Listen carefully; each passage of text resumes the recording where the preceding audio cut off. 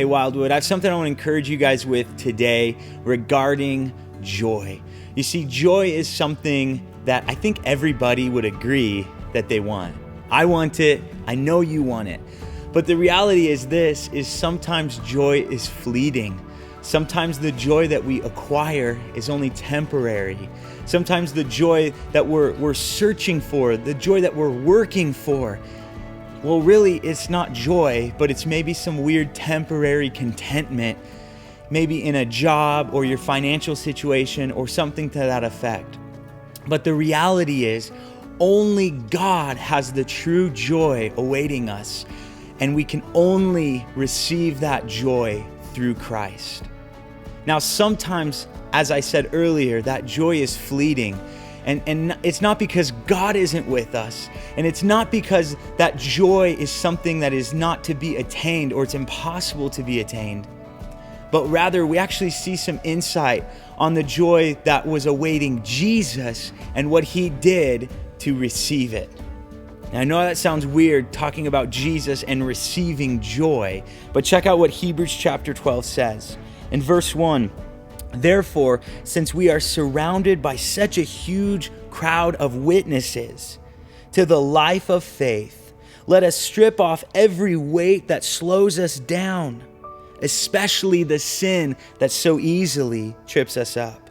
And let us run with endurance the race that God has set before us."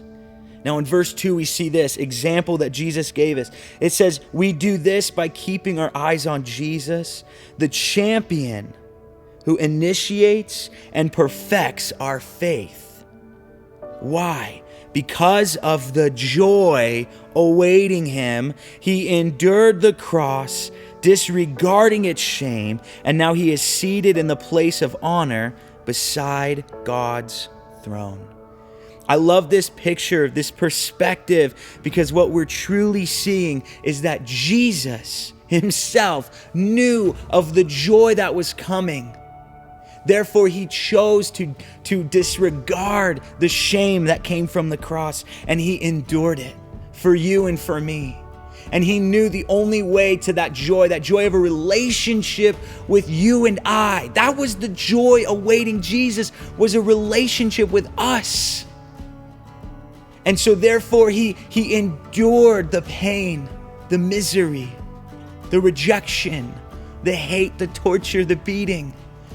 He endured through those things so he could have that relationship with us. Ultimately, the joy that comes to him through that. Listen, my brothers and sisters in Christ, we have the same kind of joy awaiting us, that pure and intimate and perfect relationship with Christ. The reality is this: sometimes there are things that we have to endure. When life gets difficult, when challenges come, when that joy again is fleeting, we don't run, we don't give up, we don't throw in the towel. We, just like Jesus did, we endure through those trials, knowing the joy that comes through that intimate relationship with Christ. So don't give up, don't throw in the towel, don't go home, don't run away, but press in. Count it all joy, my brothers and sisters, when trials come, because we know that intimate relationship with God is coming, and that is truly a life of joy that God has prepared for us. God bless you guys.